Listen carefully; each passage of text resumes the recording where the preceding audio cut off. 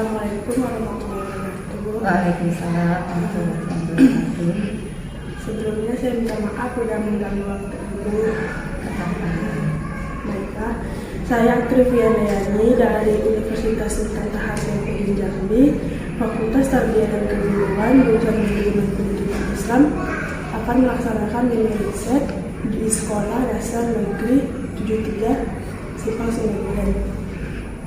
Apakah ibu bersedia untuk diwawancarai? Masya Allah. Baiklah, di sini pertama kali saya ingin bertanya tentang, menurut ibu, profesional dalam pelayanan publik itu apa? Profesional dalam pelayanan publik.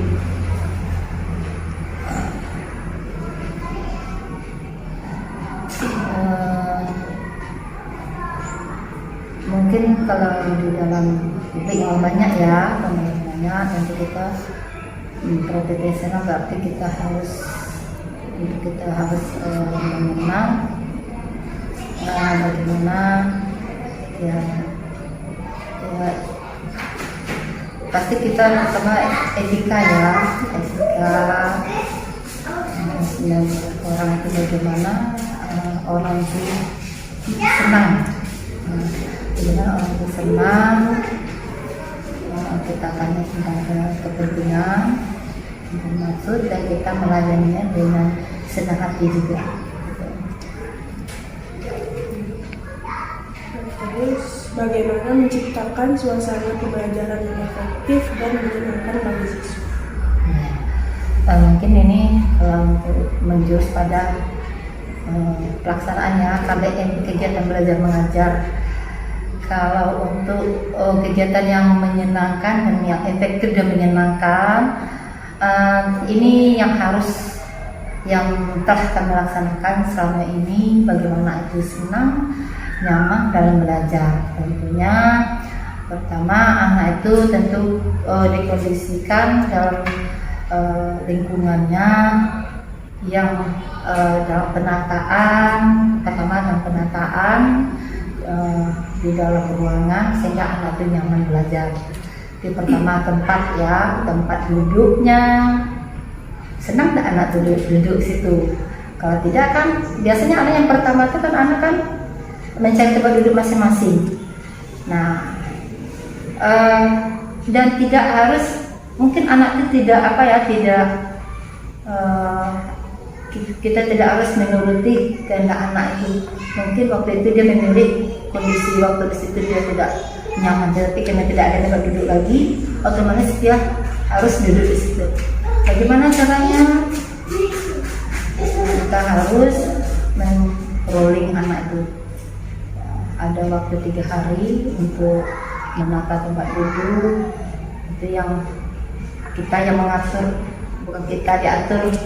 Sebenarnya seorang guru harus bijak di dalam ruang itu menata anak, mungkin yang tinggi di belakang dulu, perempuan bagaimana mungkin dalam kondisi tempat duduknya ada yang hadap ke depan waktu belajar, mungkin ada kondisi kegiatan belajar dalam kelompok. Nah, dalam kelompok itu biasanya dilakukan dalam secara heterogen.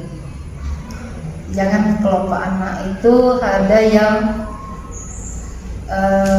laki-laki semuanya, jangan ada yang perempuan semuanya, tapi yang heterogen dicampur, yang pintar, yang kurang pintar. Sebenarnya anak itu tidak ada yang tidak pintar semua, cuma dalam pemahamannya agak lambat gitu.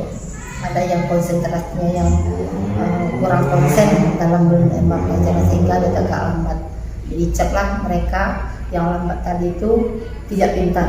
Nah, jadi yang lebih konsen, lebih tangkapnya lebih cepat itu digabung dalam bentuk kondisi yang dicampur heterogen tadi, sehingga anak itu bisa belajar berkolaborasi, sehingga berbagi. Yang pintar bisa mengajar yang temannya itu teman sejawat, belajar dengan kelompok teman sejawat. Nah, itu yang nampaknya lebih efektif. Kemudian itu yang pertama, tempat duduk, dan kemudian dalam cara kegiatan belajarnya dia heterogen. Kemudian di dalam kegiatan belajar KBM kita harus menegur, menyapa siswa, banyak memberikan pertanyaan kepada siswa tadi. Pada siswa, kira-kira anak itu sudah siap dah untuk itu, kita kondisikan anak itu siap dah untuk fokus dan untuk belajar. Kalau sebenarnya dia sudah belum fokus, maka kita harus lihat, harus dilihat dengan anak tadi. Oh, ini masih main, dia sudah siap, harusnya kita mulai. Kemudian bagaimana memberikan motivasi. Pertama harus memberikan motivasi, menginspirasi anak, kemudian dengan beberapa pertanyaan mengenai pelajaran yang lalu dengan pelajaran yang sekarang. Beberapa pertanyaan mengenai pelajaran kemarin, kemudian bukan sekarang. Setelah itu kita berikan pengalaman dia, pengalaman tentang pelajaran sekarang, sejauh mana anak itu bisa memahami pelajaran yang sekarang. Nah, kita berikan pertanyaan, kemudian kita lemparkan lagi pertanyaan itu kepada temannya. Nah, kita tampung semua ide anak tadi. Setelah kita terima, kemudian ada yang kurang, disinilah kita memberikan diskusi. Jangan kita yang menyampaikan dulu, tapi kita mencari